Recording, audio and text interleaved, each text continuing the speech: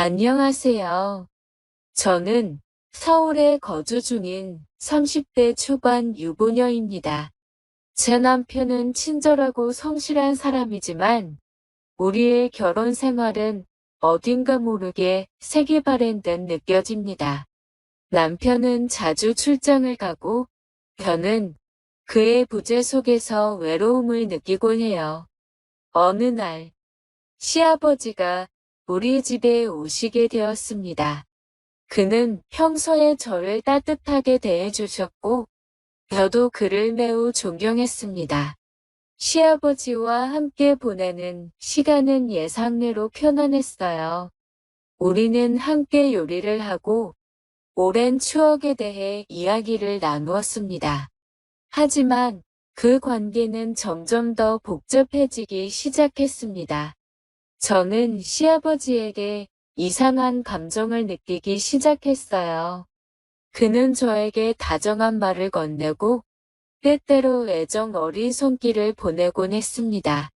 처음에는 그저 친절한 표현이라고 생각했지만 시간이 지날수록 저의 마음은 혼란스러워졌습니다. 어느 날 남편이 출장을 간 날이었어요. 시아버지와 저는 같이 저녁을 준비했습니다. 시아버지는 제가 어떻게 요리하는지 관심 있게 지켜보셨고 함께 손질한 채소들을 볶으며 웃음꽃을 피웠습니다. 그날 밤 우리는 함께 만든 음식을 먹으며 오래된 가족 사진들을 보았어요. 시아버지는 젊은 시절의 추억을 이야기하며 저에게 따뜻한 미소를 보냈습니다. 다음 주에는 시아버지가 제게 소중한 책 한 권을 선물로 주셨어요. 그 책은 시아버지가 젊은 시절에 읽고 감명받았던 소설이었습니다. 저는 그 책을 읽으며 시아버지가 어떤 생각과 감정을 가지고 있었는지 상상해 보았습니다. 그 책을 읽는 동안 저는 시아버지에 대해 더 깊이 이해하고 싶어졌어요. 어느 날 밤, 시아버지와 저는 집안의 정원에서 함께 별을 관찰했습니다. 시아버지는 저에게 별자리에 대해 설명해 주셨고, 그의 목소리는 은은하고 따뜻했습니다. 그 순간, 시아버지의 손이 저의 손을 잠시 스쳤고, 그 감촉은 제 마음속 깊은 곳을 울렸습니다. 이러면 안 되는데, 라는 생각이 들면서도 시아버지가 제 손을 조금 더 꼭 잡아주었으면 하는 생각이 들었습니다. 시아버지도 이런 제 의중을 파악하신 건지는 잘 모르겠지만 스쳤던 손을 다시 제 손에 가져다 대며 꼭 잡기 시작했습니다. 저는 겉으로는 당황스러운 내색을 비쳤습니다. 아버님, 이러시면 안 됩니다. 그러자 시아버지는 제게 아가 손이 고운데 많이 거칠어졌구나 하며 부드럽게 제 손을 쓰다듬으셨어요. 그의 손길은 익숙하면서도 낯설었고 제 마음은 복잡한 감정으로 가득 찼습니다. 집안일을 많이 하다 보니 이렇게 됐어요.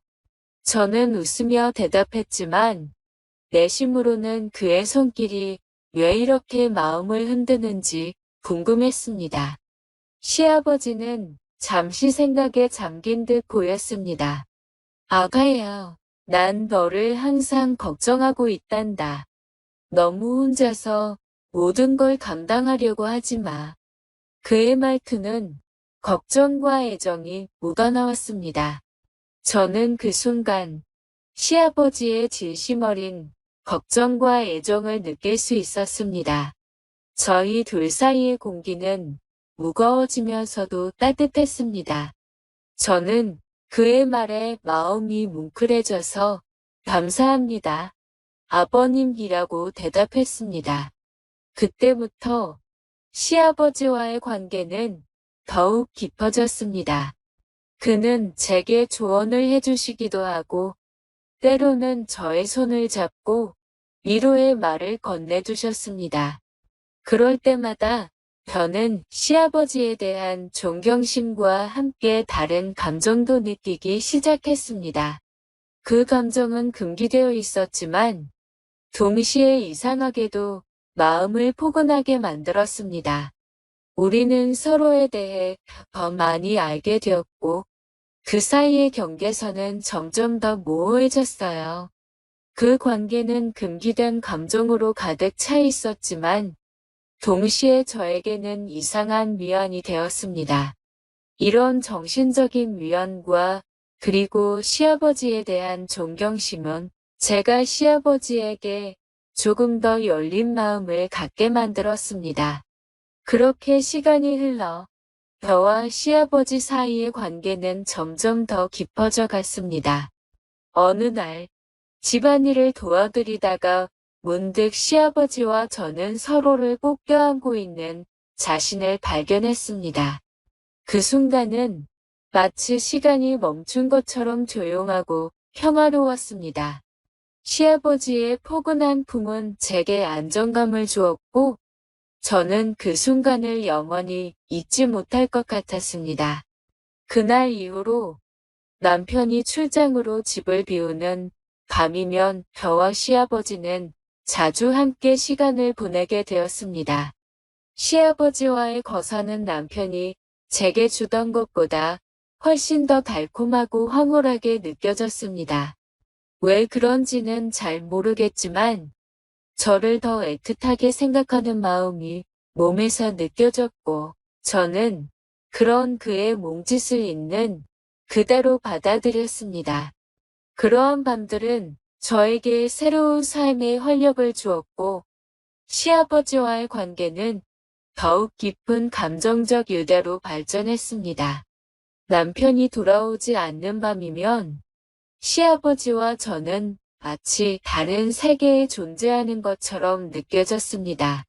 우리는 서로에게 위로와 안식을 찾았고 그 감정은 점점 더 강렬해졌습니다. 그러한 밤들은 저에게 금단의 기쁨을 주었지만 동시에 남편에 대한 배신감과 죄책감을 불러일으켰습니다. 남편과의 생활은 일상적이고 평범했지만 시아버지와의 관계는 비밀스럽고 강렬했습니다. 저는 언제까지 이런 상황을 유지할 수 있을지, 그리고 이 모든 것이 어떻게 끝날지에 대해 끊임없이 고민했습니다.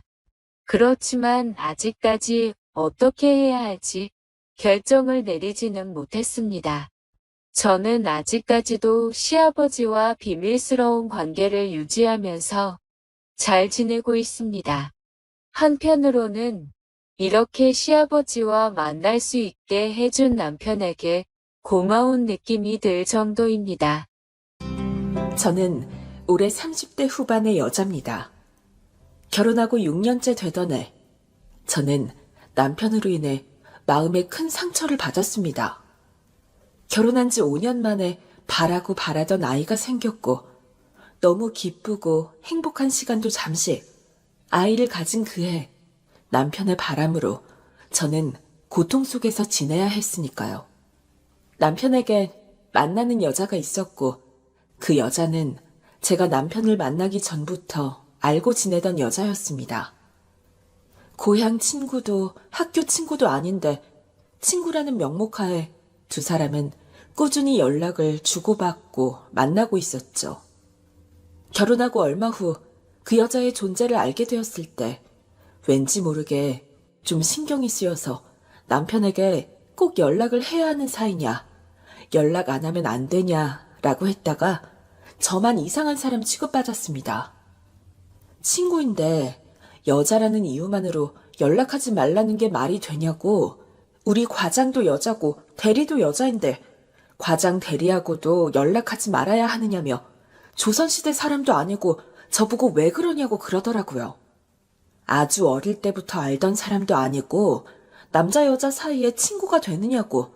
나는 내 남편이 다른 여자하고 연락하는 거 신경 쓰인다고 했더니 저보고 정말 피곤한 스타일이라고 했습니다. 아무리 부부 사이라고 해도 친구하고 연락하는 것까지 간섭하는 건 자기는 받아들일 수 없다면서 앞으로도 이런 얘기는 서로 감정 불편해지니까 하지 말라고 하더라고요. 하고 싶은 말은 많았지만 더 말하면 싸움으로 이어질 것 같아서 그만두었습니다. 지금 생각해보면 그때 어떻게든 갈라놨어야 했나 싶기도 하고 한편으로는 갈라놓는 것이 무슨 의미가 있나 싶기도 했습니다.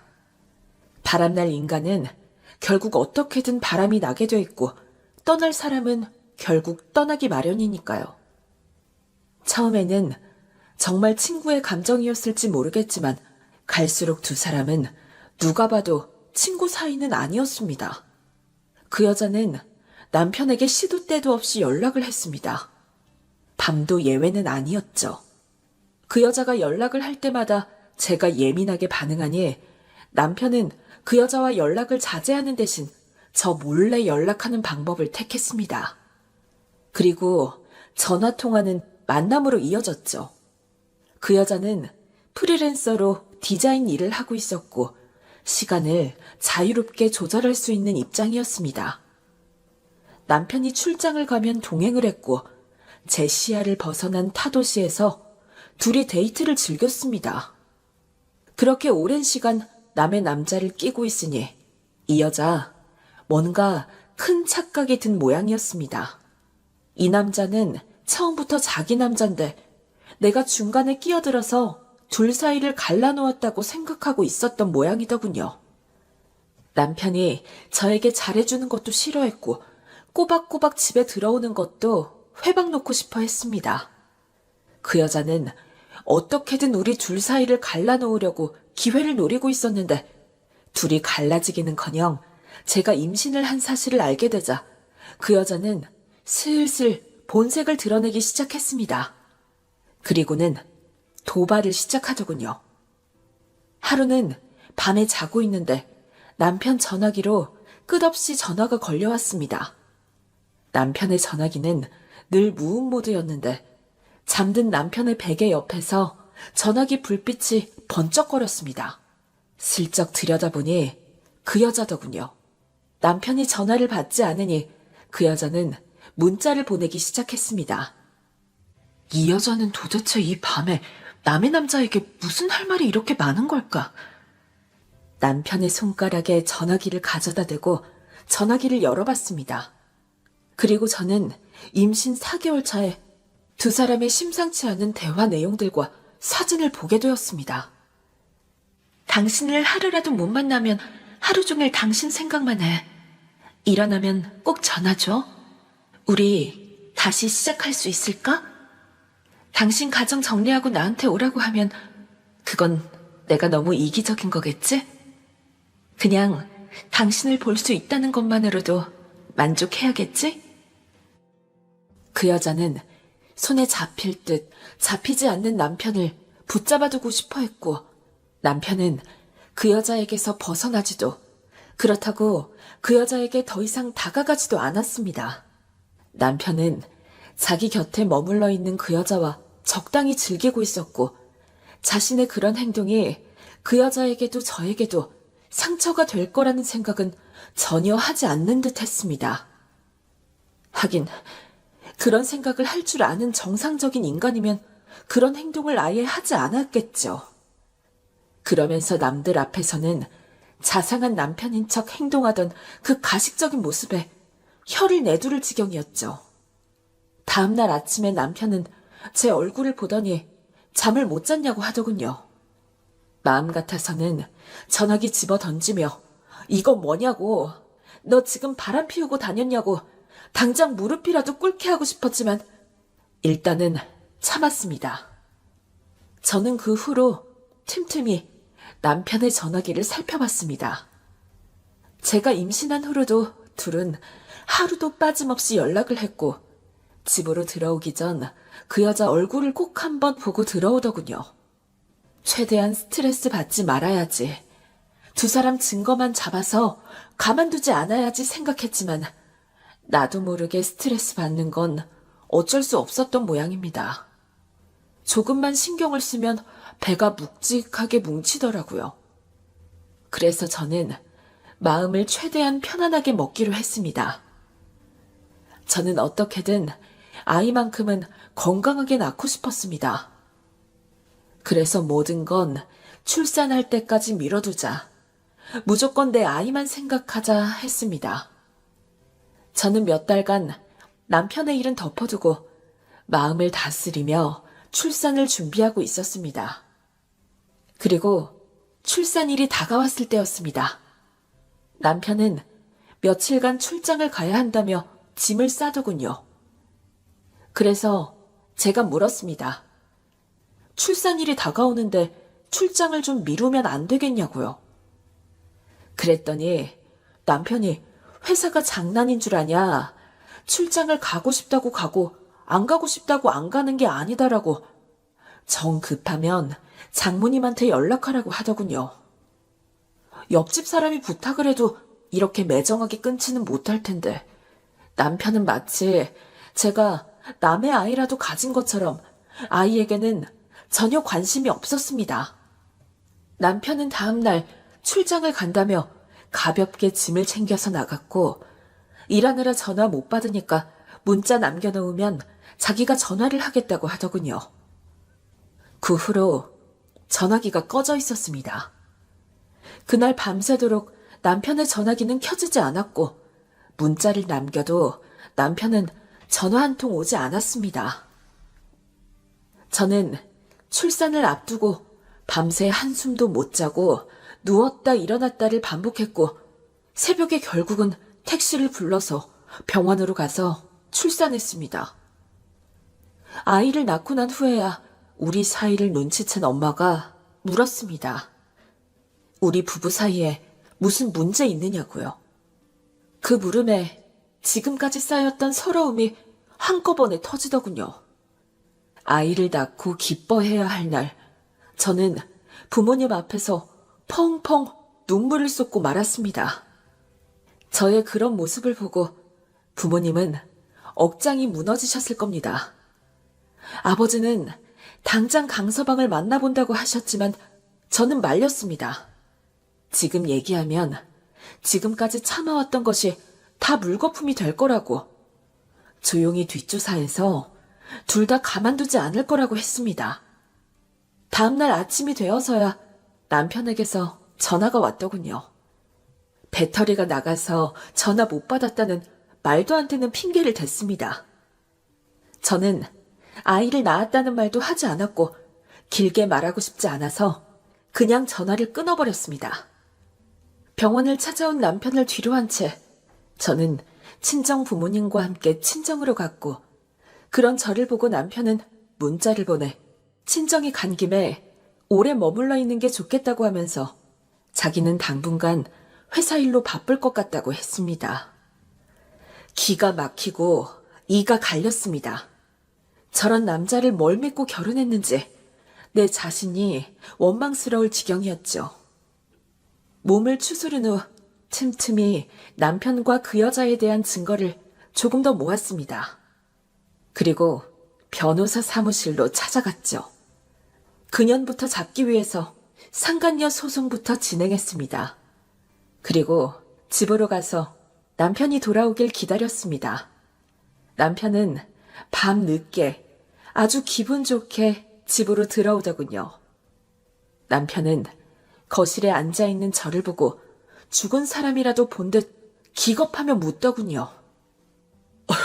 언제 왔어? 말도 없이. 얼굴이 좀 안 좋아진 것 같네. 애는 안 데리고 왔어? 애한테 엄청 관심 있는 사람처럼 묻네? 궁금하긴 했던 거야? 무슨 말이야. 내가 애 아빠인데 왜 관심이 없어? 바람나서 정신 팔린 인간이 애 아빠라는 말이 나와? 언제까지 연기하면서 살 거야? 날 위하는 척, 생각하는 척, 정말 토할 것 같아. 그랬더니 남편이 무슨 소리를 하는 거냐고, 갑자기 또 왜 그러냐고, 또 저를 이상한 사람 취급하더군요. 그 입 다물어. 네가 인간이야? 임신한 와이프를 두고 너는 그렇게 살고 싶었어? 출장 갈 때마다 내가 모를 줄 알았어? 네가 한 행동 후회하게 해줄게. 제가 남편의 외도 사실을 알고 있다는 걸 남편이 알게 되자 다음 날부터 남편은 출장도 가지 않고 꼬박꼬박 집으로 들어오더군요. 당분간 몸조심해야겠다고 생각했던 모양이지만 증거를 잡을 대로 잡았는데 이미 늦었죠. 제가 집에 없으니 저희 친정 부모님 댁에까지 찾아오더군요. 아이가 보고 싶다고 아이가 태어났는데 얼굴이나 보여달라고 했습니다. 저희 친정 부모님은 문도 열어주지 않았고 앞으로 근처에는 얼씬도 하지 말라고 친정 아버지가 불호령을 내렸죠. 그리고 소장이 도착하는 날, 저는 그 여자 집을 찾아갔습니다. 그 여자 집에는 그 여자 남편이 먼저 퇴근해서 우편물을 확인한 상태였습니다. 그 여자 남편은 지금까지 있었던 일을 전혀 모르고 있었는지 엄청 충격을 받은 것 같았습니다. 집에 오면 짜증이 늘고 친구들 만나서 늦게 온다기에 자기는 아내가 회사 일 때문에 스트레스가 많아서 그런 거라고만 생각했다고 하더군요. 그 여자 남편에게 지금까지 있었던 일들을 하나하나 얘기하자 그 남자도 치를 떨었고 둘 다 가만두지 않을 거라고 자기가 할 수 있는 한 최대한 망신을 주고 또 주고 얼굴 들고 다닐 수 없게 만들 거라고 했습니다. 제발 그렇게 해달라고 절대 조용히 넘어가지 마시라고 했죠. 그 여자의 남편은 이 모든 사실을 알고 난 후에 제가 봐도 혀를 내두를 만큼 집요하게 남편의 직장을 찾아갔습니다. 남편의 직장에 대놓고 소문내지는 않았지만 소문은 자연스럽게 온 회사에 퍼지게 되었습니다. 명예를 목숨보다 중요하게 생각하는 남편은 회사가 조용해질 때까지 휴가를 냈지만 소문은 좀처럼 사그라들지 않았습니다. 남편은 그런 화풀이를 저한테 와서 하더군요. 꼭 이렇게까지 일을 크게 만들었어야 했느냐고, 이렇게 하니 속이 시원하냐고 하더군요. 그걸 왜 나한테 얘기해? 내가 당신 회사 찾아갔어? 내가 당신 회사 사람들한테 소문냈어? 당신이 법적으로도 문제가 있는 행동을 했고 그에 대한 대응을 법적으로 했을 뿐이야. 그리고 당신은 본인이 한 행동에 대해서 대가를 치른 거고. 이렇게 될 줄 몰랐어? 언제까지 조용히 둘이 연애할 줄 알았어? 세상에 비밀은 없어. 나이 먹을 만큼 먹은 사람이 그 정도 사리분별은 했어야지. 나를 탓하지 말고 네 자신을 탓해. 그리고 날 찾아와서 원망 늘어놓을 시간에 당신 앞가림이나 하는 게 어때? 앞으로 회사에서 버틸 수 있겠어? 회사를 나오면 다른 회사 찾을 수는 있겠어?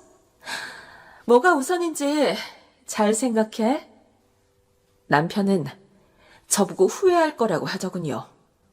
자기가 애 아빠인데 내가 밑바닥으로 떨어지면 애한테는 뭐가 좋겠냐며 애 생각해서라도 그 남자 찾아가서 말리라고 했습니다.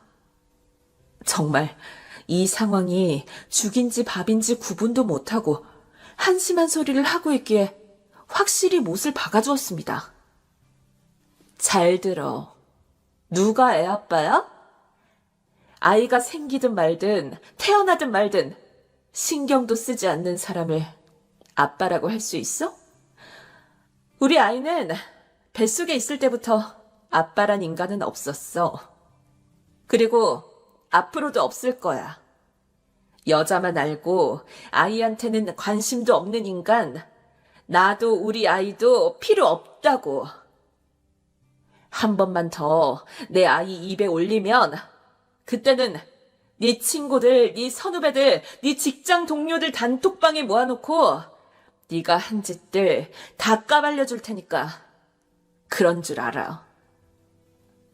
남편은 내가 한다고 하면 하는 사람인 줄 누구보다 잘 알고 있기에 더 이상 제 신경을 거슬리게 하지는 않고 조용히 돌아서 갔습니다.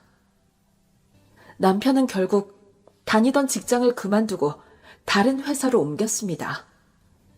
그리고 남편이 만나던 그 여자는 굳이 제가 찾아가서 난리를 치지 않아도 그 여자 남편이 알아서 잘 관리하고 있는 듯 했습니다. 그 여자 회사에서는 그 여자가 당분간 자리를 비울 거라고 했고 그 여자 전화번호는 바뀌어 있었습니다. 그 여자 집도 부동산에 내놓은 모양이었습니다. 대충 일이 어떻게 돌아가는지 알겠더군요. 조용히 둘이 만날 때는 달달하니 좋았겠죠. 그런데 그 대가는 혹독하다는 걸 몸소 체험했을 겁니다. 그 일이 일어나고 난 후 저는 부모님과 함께 아이를 키웠고 출산 후 잠깐 쉬었던 회사도 다시 다니게 되었죠. 제가 오롯이 책임져야 할 아이가 있어서인지 회사에서 책임감이 크게 다가오더라고요. 정말 열심히 일을 했고 회사에서 큰 실적 2건을 올리게 되었습니다. 그 후 회사에서도 진급할 기회가 생겼고 다른 회사에서는 스카웃 제의가 들어왔습니다. 저는 회사는 잘 옮기지 않는 편인데 연봉 차이가 커서 정말 고민이 많이 되더라고요. 아이 뒷바라지 할 생각을 하니 연봉이 많은 회사를 뿌리칠 수가 없어서 결국은 회사를 옮기게 되었습니다. 회사를 옮기면서 책임감은 더 무거워졌고 새로 적응해야 할 부분들도 많아서 쉽지 않았습니다. 그래도 빠르게 적응해 나갔고 자리 잡아갔습니다. 그러던 어느 날 회사에서 눈으로 보고도 제 눈을 의심할 만한 광경을 목격하게 되었습니다. 회사 규모가 커지면서 회사에서 경력 사원을 모집했고 3명의 경력 사원이 우리 회사로 들어와 각 부서마다 인사를 했는데 그 중에 한 사람이 전 남편과 바람이 났던 그 여자였습니다. 저도 놀라고 그 여자도 놀랐죠. 많고 많은 회사 중에 하필 그 여자와 같은 회사에서 마주하게 되다니 정말 인생 잘 살고 볼 일이다 싶더군요. 저는 그 여자를 뚫어져라 쳐다봤지만 그 여자는 저를 제대로 쳐다보지도 못했습니다. 그리고 며칠이 지나서 그 여자가 먼저 저한테 찾아오더군요. 그때 그 일은 자기 인생에 있어서 가장 큰 실수라고 생각한다며 지난 일은 잊어줬으면 좋겠다고 우리는 회사 동료로 만났으니 과거 일에는 더 이상 얽매이지 말자고 하더라고요. 말하는 꼴도 정말 밉더군요. 말이라는 것이 아다르고 어다른 법인데 진심으로 뉘우치거나 반성하는 기미는 없었습니다. 그래서 저도 얘기했죠. 당신에게는 그 일이 과거의 일일지 모르겠지만 나에게는 그때 그 일이 지금도 현재 진행형이야. 너와 그 인간의 정신 나간 행동들로 인해서 나와 내 아이의 현재가 바뀌었어. 그리고 내가 과거에 얽매이든 과거를 씹어먹든 네 알 바 아니고 나는 내 과거를 쉬쉬하면서 살 마음은 조금도 없어. 이 회사에서 내가 이혼한 거 모르는 사람 없고 내 남편이 어떤 정신 나간 뻔뻔한 여자와 바람이 나서 이혼했다는 사실도 아는 사람은 다 알아. 그리고 그 대상이 누군지도 자연스럽게 알게 되지 않을까?